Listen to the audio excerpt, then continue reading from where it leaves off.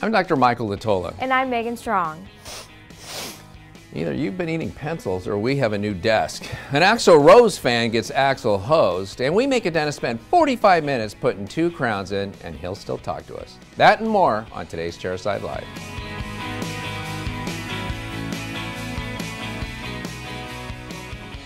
Hello and welcome to episode 43 of Chairside Live. Megan, how's it going? Really well. You know, we got a brand new desk, so I'm excited to try it out today. I'm very happy to see that it came. It's been a few months in the making, and we made it right here at Glidewell Laboratories. Jim likes to say we're vertically integrated, and not only can we build our own Bruxer mills, we can build our own news desk as well. So it's great to have it here.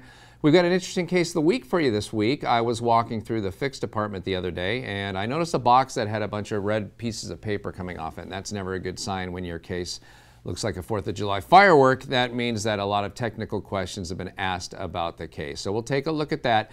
It's got a couple of my favorite violations, mainly the misuse of a double arch tray. In fact, let's go ahead and take a look at that case now. I was walking through the fix department the other day and picked up a case that I thought would be interesting, and to quote the seminal 80s alternative rock band, the Smiths, stop me if you've heard this one before. It's a 4-unit bridge, and you can see it goes from a cuspid, and then we've got the ponic space where the missing first bi is, and then a second bicuspid, and then the molar. So it's a 4-unit bridge, and I know, wait for it, it's taken in a double arch tray, and you already knew I was going to say that. And that I was going to say it was in a plastic tray as well, which are, you know, kind of flexible when we get down to things. And let's look at the preps real quick, because that's why the doctor was called.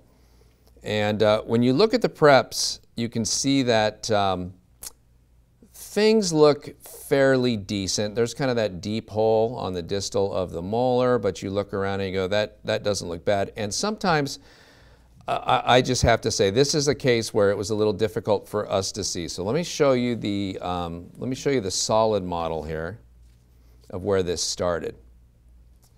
And as we zoom in on this, you'll see a little less detail. We have some detail in parts, but that kind of disappears down. That molar doesn't look too great. That cuspid, I can see it on the lingual. But look at the margins, and this is one of those ones where we say, wow, we can't trim this ourselves. So we will pour it up, base it, and make the die cuts and send it back to the dentist. And this is how it comes back when the dentist has trimmed it. And so as you look at it, you get the feeling that, I like to refer to this as revisionist history sometimes, where you take a not so great impression, and then when asked to trim the dies, you trim them and you make them look really good. I used to be guilty of this too, don't get me wrong. I used to do this all the time. And what I would do is trim the dies the way I wanted the preps to look in the first place, even though it didn't quite turn out that way. And as a result, you know, it does become kind of revisionist history when you do this.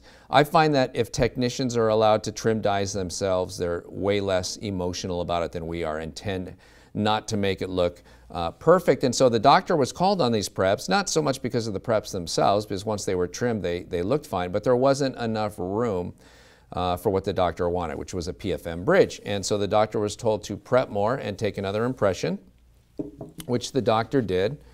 And again, in a double arch tray, and the tray came off while we were pouring it up afterwards.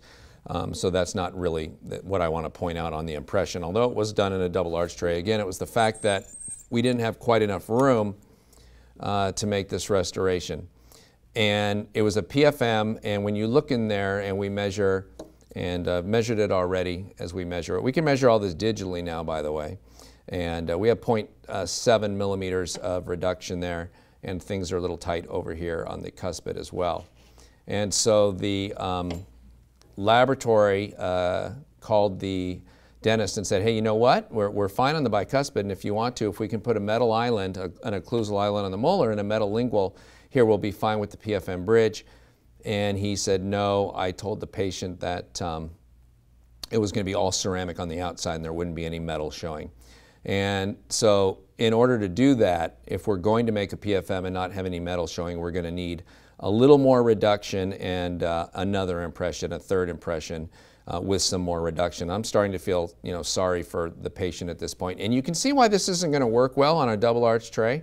I mean, obviously, we just don't have that much reference. In fact, our cuspid guidance is, been destroyed because we have the prep, so we're going to have to go off that lateral if we want to take this into any kind of excursive movements as we go back and forth. And what about when we go the other way? We really don't have contact with any other teeth here besides what you can see. And so as a result, we're stuck a little bit because we don't have a great opportunity to do any kind of functional excursions on here. So we asked for a little more reduction and another impression, and this is what came from the dentist on the third attempt. I haven't had this mounted yet to see what happened, because you can see the tray through the prep on the molar. That's the distal abutment for that bridge. And if we flip it over, again, the patient right there biting down right into that tray. It wasn't quite lined up, and of course I've made this mistake too. It's very easy to do, especially if you don't try in the tray a few times before you actually put it in. And then we have this, the molar behind it, which is kind of hanging off the end of the tray, and as you might guess, could probably distort pretty easily when poured up with some dental stone on a vibrator. And so I guess that we have enough reduction, because this is the second time the doctor's gone in and done additional reduction, and this is the third impression. So I do feel sorry for the patient. I'm not sure how this got out of the office. I can only assume that, I don't know, maybe an assistant took the impression, or the doctor took it and never looked at the tray itself, or asked the assistant how'd the impression look, and he or she said good. It's hard for me to imagine how this could have happened. So again, this is one of those things where 1, 2, 3, 4 units, $4,000 bridge, pretty good body part replacement size here. I really feel like it's not asking too much to go to a full tray and an opposing full impression with a bite registration just right on this bridge. And obviously to get around under preparing, because this is the second time the labs asked for more preps. And trust me, I was one of the #1 violators of this for the first 13 years of my career. And that's why I now use my reverse preparation kit from Axis Dental, because one of the things that it has on it, for example, is this little 2mm depth control burr.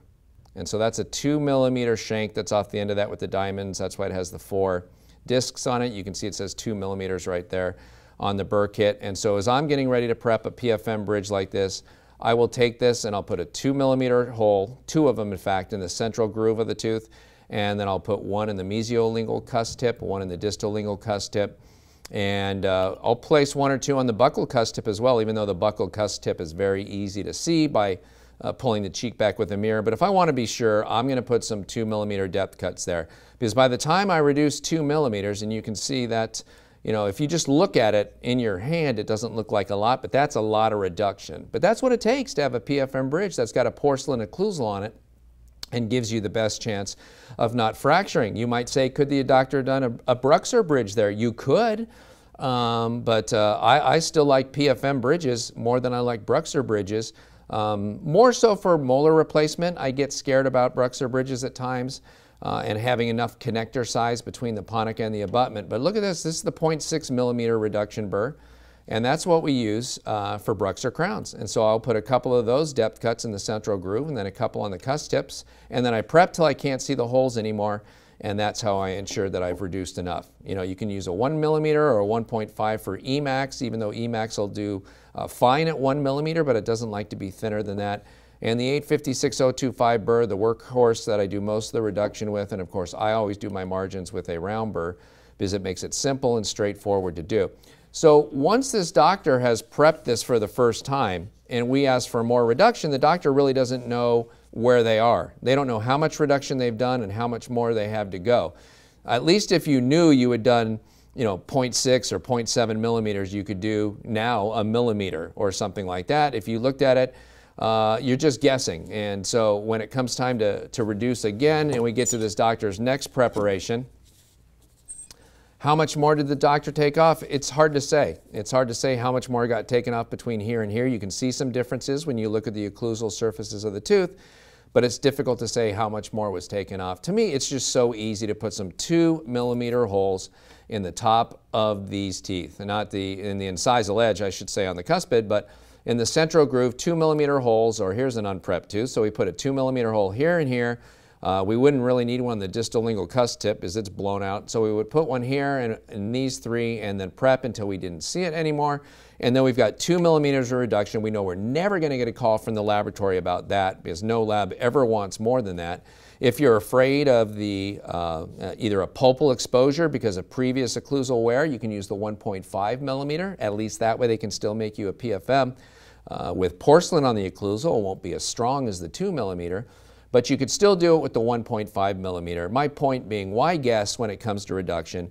Use a depth cutting system. And again, if you want to see it in action, that's the reverse prep video at glidewelldental.com.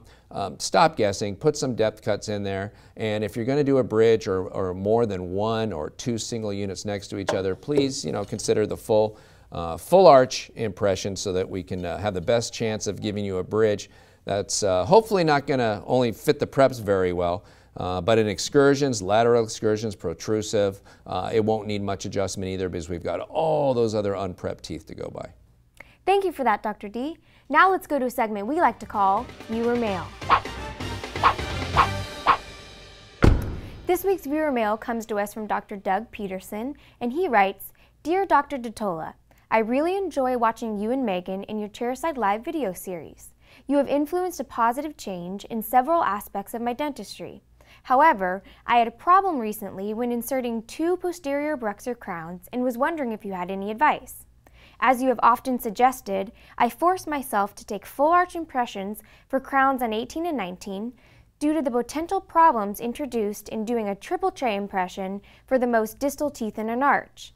The impression looked great, as did the bite registration, but the crowns took about 45 minutes to insert due to many adjustments to contact and occlusion. I feel like I did all the things right and the case still turned out poorly. Thanks for any input you can provide." Doug, let me start off by saying I like the cut of your jib.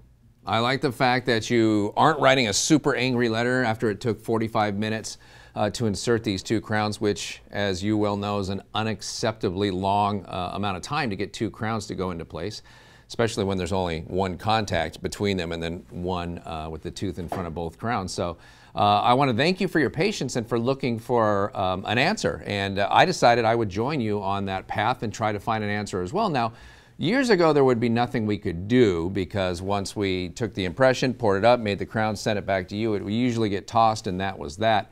Now we actually scan every impression that comes into the lab, or to be more accurate, we take every impression that comes in the lab and we pour it up in stone, and then we scan it, and then we actually design the crowns, whether it's Bruxer, Emax, or even a PFM. We design it digitally and then produce the restoration after that. And so we're able to keep your scans, the scans of the prep and the scans of the models, in our service for as long as we need to. And actually that's what we're going to do today because you sparked my interest and I thought, let's take a look at this and see if Doug did what he said he did. So did he take a full arch impression? Did he have good preps? And let's take a look at it. And so here's image number 1. And this is a view of your preps from the occlusal. And yeah, those both look pretty nice. There's no undercuts there. All those margins are acceptable with the Bruxer material. In fact, any margin is acceptable with the Bruxer material. We don't need a deep chamfer. You've given us a couple areas with a deep chamfer on there, and that's nice. Our technicians, still like seeing that because it's easier for them to see the definitive margin when we have a margin like that where it's just a little deeper than it needs to be than the feather edge that you can use with cast gold or the Bruxer. Let's look at image 2 here. This is a shot from the buccal surface, and I can see that first molar. Everything looks good on that. That looks fantastic. A very nice looking prep. And on the second molar, it's got a little mesial tilt to it, as they often do when patients run out of room and their mandible starts to curve upwards. But 2 really nice looking preps from the buccal as I look at that as well. And let's move on to picture number 3. This is a design file. Those are the 2 Bruxer crowns that have been designed. We can tell a lot of times when we look in there if the teeth have been reduced properly by the shape of the designs, and everything really looks pretty good there. You can see the resolution's a lot higher on the prep side of the model than it is on the other side where you can't see a lot of occlusal anatomy. But a good looking design, and then we'll go to picture number 4, and this is where I start to feel like something happened here. Because I look at this again from the buccal, this would be a shot of the patient if in fact we could pull the patient's cheek off, which I often wish we could, and take a look and see what's going on there. But look at the front of that picture. When I look at teeth number 8 and 9, especially 8, and where it is in relation to those lower teeth, it looks like he's got an overjet of about 7 or 8 millimeters. And then as I look back at the bicuspids, they almost look to be cusp to cusp. You know, those upper buccal cusp tips on the maxillary premolars should be in the embrasures, and they're not. And so it looks to me like this patient, if he's not a class 2, or she, I'm sorry, I don't know the gender, I think the bite was off. And I'm not saying the bite registration was off, Doug, because I don't know that. We actually don't scan the bite registration.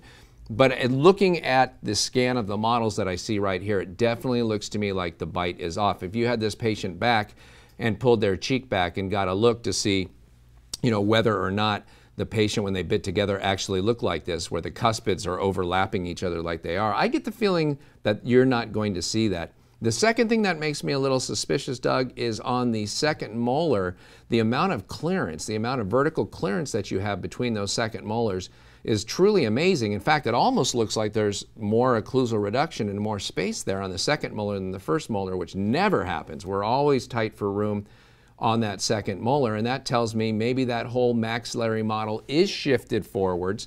And because of that, you know, we have the teeth kind of riding on each other instead of settling down into the embrasures, and that's why we've created even more space between those second molars. And if we go to the 5th and last scan of the case, again, we can see that the crowns have been designed and they're in contact as they should be with the opposing teeth, but I'm suspicious of where teeth number 8 and 9 are. And I'm really just suspicious of where that whole maxillary model is. So if I had to come up with a theory and you said, did you do anything wrong?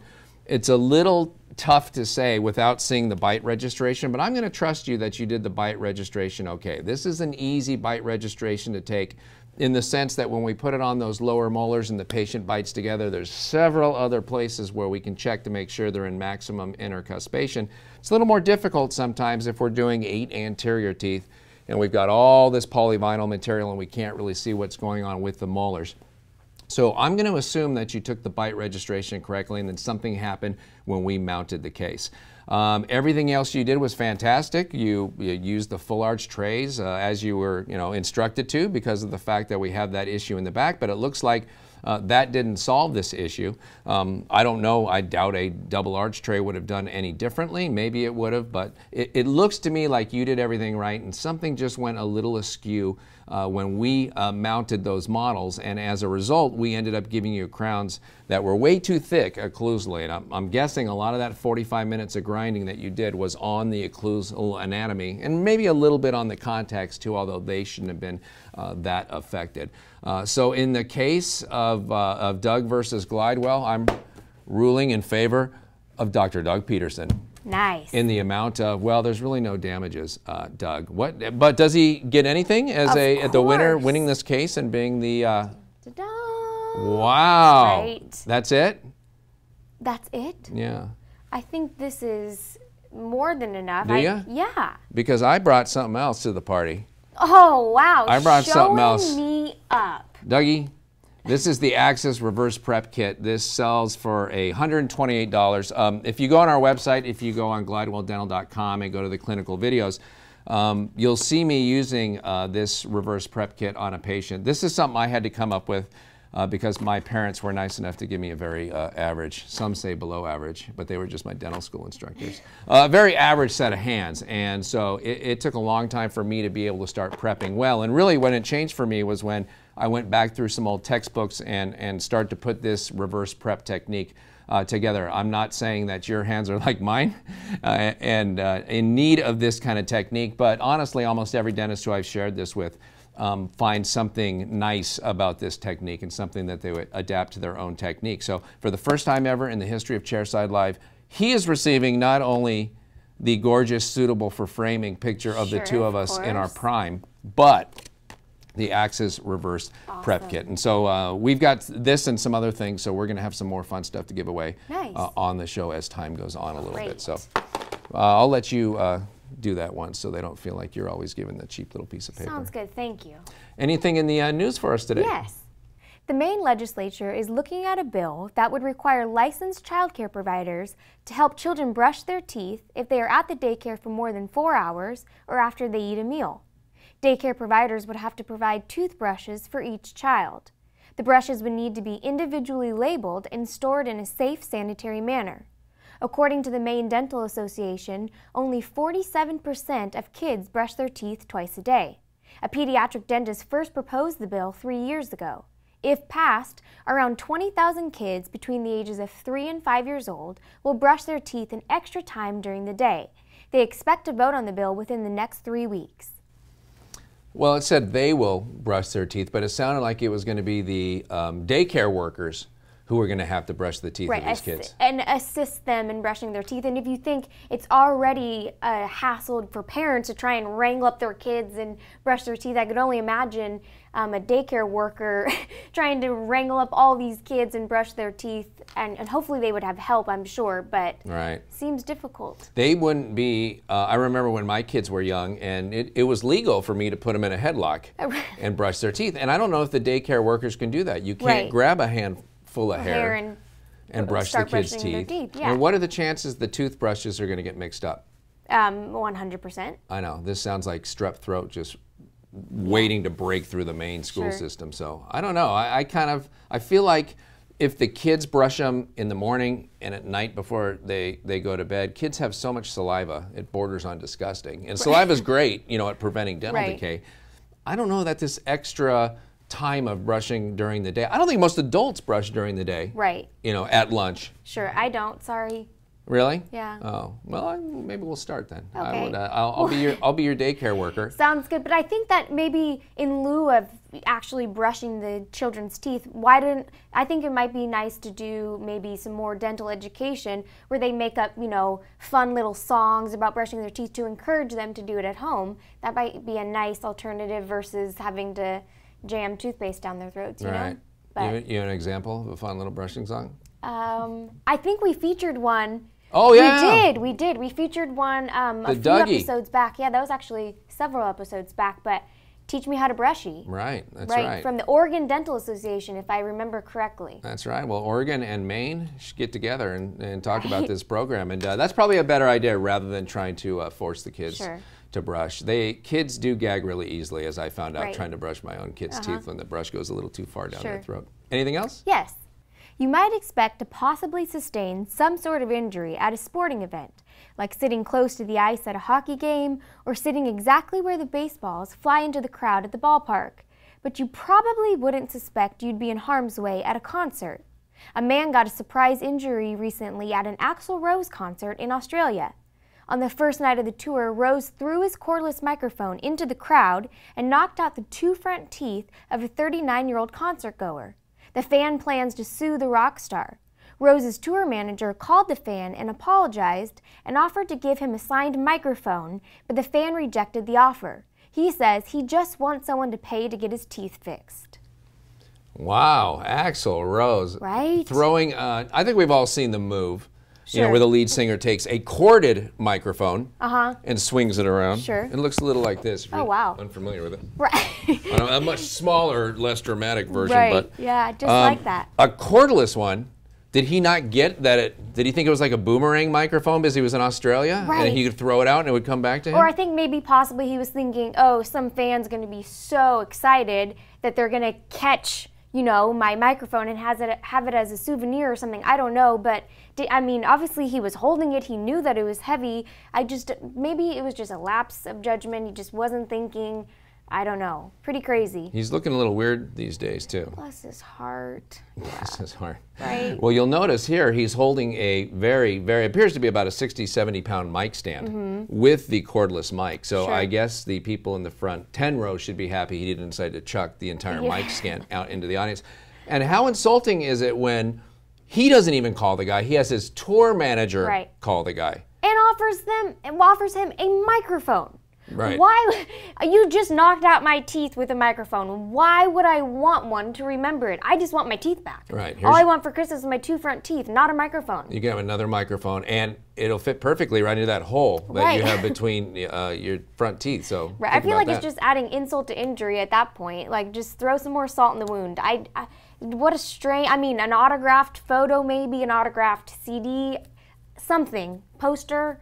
But a microphone, to me, just seems so strange, rather ironic. Right. This actually went worse for Axl Rose than the making of Chinese democracy, which I didn't think was possible. All right, that about wraps it up for this edition of Chairside Live. On behalf of myself, Megan, and everybody here at the laboratory, I want to thank you for your time and your continued commitment to quality dentistry. We'll see you next time.